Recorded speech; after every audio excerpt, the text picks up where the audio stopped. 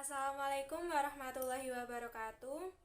Yang saya hormati Bapak Sa'aduddin Anasi, LC-MPD, selaku dosen pengampu mata kuliah Pendidikan Agama Islam, serta teman-teman yang saya banggakan. Pertama-tama, marilah kita panjatkan puji syukur kehadirat Allah Subhanahu wa Ta'ala atas rahmat berupa kesehatan, dan tak lupa juga sholawat serta salam semoga tetap tercurahkan kepada junjungan kita Nabi Muhammad SAW. Pada hari ini, saya Putri Ais Karwangi dengan nomor induk mahasiswa 341 yang akan memandu jalannya kegiatan diskusi ini. Adapun topik yang akan kelompok kami bahas yaitu mengenai Islam dan ekonomi. Sebelum diskusi dimulai, saya akan memperkenalkan anggota kelompok 10 yang akan menyampaikan materi, yaitu yang pertama ada Rahmalia Arsil Azim dengan nomor induk mahasiswa 339, dan yang kedua ada Siti Indah Muslihah dengan nomor induk mahasiswa 340, dan yang ketiga ada Ade Yola Dleul Aulia dengan nomor induk mahasiswa 342. Adapun susunan kegiatan diskusi yang akan kita lakukan diantaranya yaitu yang pertama pembukaan, yang kedua penyajian materi, dan yang terakhir ketiga penutup. Acara yang pertama yaitu pembukaan. Marilah kita membaca bismillah bersama-sama. Bismillahirrahmanirrahim. Oke, selanjutnya adapun submateri yang akan kelompok kami bahas yaitu yang pertama ada pengertian ekonomi, yang kedua definisi ekonomi Islam, yang ketiga Islam dan ekonomi, dan yang keempat pandangan Islam terhadap ekonomi. Materi yang pertama, pengertian ekonomi, akan saya bacakan sendiri. Ekonomi bersumber dari bahasa Yunani yaitu oikos dan nomos yang berarti rumah dan aturan. Ekonomi merupakan aturan-aturan untuk menyelenggarakan kebutuhan hidup manusia dalam rumah tangga, baik dalam rumah tangga rakyat maupun dalam rumah tangga negara. Ekonomi secara umum adalah segala daya upaya dan kemampuan seseorang untuk memenuhi kebutuhan hidup agar mencapai suatu tingkat kemakmurannya.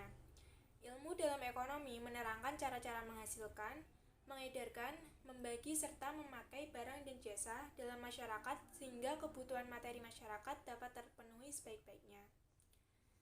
Materi selanjutnya akan dibacakan oleh Mbak Rahmalia. 2. Definisi ekonomi Islam. Dalam bahasa Arab, istilah ekonomi diungkapkan dengan kata al-iqtisad yang secara bahasa berarti kesederhanaan dan kehematan. Berdasarkan makna ini, kata al-iqtisad berkembang dan meluas sehingga mengandung makna ilm al-iqtisad, yakni ilmu yang berkaitan dengan kesederhanaan atau membahas ekonomi. Dapat disimpulkan bahwa ekonomi Islam merupakan ilmu yang mempelajari perilaku muslim yang beriman dalam ekonomi yang mengikuti Al-Quran, hadis Nabi Muhammad, ijma' dan qiyas. Persoalan ekonomi merupakan persoalan yang kompleks Nabi Muhammad SAW. Dalam sebuah hadis yang diriwayatkan Bukhari, Muslim, dan Nasa'i dari Zubair bin Awam yang artinya seseorang yang membawa tali pada pagi hari berangkat mencari dan mengumpulkan kayu bakar ke bukit-bukit lalu menjualnya, memakannya, dan menyedekahkannya lebih baik daripada hidup meminta-minta kepada manusia lainnya. Hadis riwayat Bukhari dan Muslim. Dari hadis Nabi tersebut secara tersirat beliau menegaskan persoalan ekonomi dalam beberapa bagian. Mencari mengumpulkan kayu bakar diartikan sebagai usaha untuk melakukan produksi. Menjualnya diartikan melakukan distribusi pembagian. Memakannya diartikan sebagai konsumsi pemakaian. Menyedekahkan diartikan sebagai kegiatan sosial. Topik pembahasan yang ketiga yakni Islam dan ekonomi. Persoalan ekonomi sudah ada sejak zaman Nabi Muhammad SAW, yakni persoalan hubungan ekonomi sehari-hari antara seseorang dengan seorang lainnya dalam kebutuhan hidup. Dalam hal ini tentunya ekonomi berkaitan dengan hukum Islam atau tata cara Islam. Dalam membentukkan moral dan karakter manusia, tentu agama tidak dapat dipisahkan dari individu tersebut. Ilmu pengetahuan harus dibangun dengan dasar agama, karena pada hakikatnya Allah Subhanahu wa Ta'ala memberikan ilmu pengetahuan termasuk ekonomi kepada umat manusia demi melanjutkan kelangsungan hidupnya. Runtuhnya Kekaisaran Romawi pada abad ke-7 Masehi memunculkan Islam sebagai sumber kekuatan baru. Hal ini ditandai dengan berkembangnya kebudayaan, ilmu pengetahuan, dan teknologi, termasuk ekonomi, berkembang dengan pesat. Dalam Al-Quran dijelaskan firman Allah Subhanahu wa Ta'ala, "Dan kami turunkan kepadamu Alkitab atau Al-Quran untuk menjelaskan segala sesuatu." Fakta sejarah dan ayat tersebut menunjukkan dengan jelas bahwa Islam merupakan agama yang komprehensif, yang mengatur semua aspek baik sosial, ekonomi, dan politik. Islam merupakan agama yang hafah, detail, teratur, dan paripurna.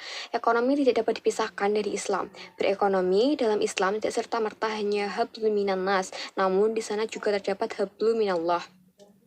Maka atas dasar apapun, pernyataan apapun akan dibantah oleh rujukan utama atau pedoman umat Islam dalam bersikap, yang secara tersirat menyatakan bahwa segala aktivitas harus berdasarkan aturan Islam.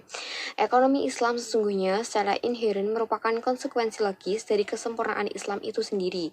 Islam haruslah dipeluk secara hafah dan oleh umatnya. Pandangan Islam terhadap ekonomi. Untuk menciptakan dan mewujudkan pembangunan ekonomi, Islam juga harus dimulai dan didukung dengan pondasi dasar basic, yaitu bagaimana seharusnya sikap seorang muslim terhadap harta dan ekonomi. Bagaimana peran manusia sebagai sumber daya manusia untuk mewujudkan ekonomi pembangunan Islam? Pertama, bagaimana Islam memandang ekonomi?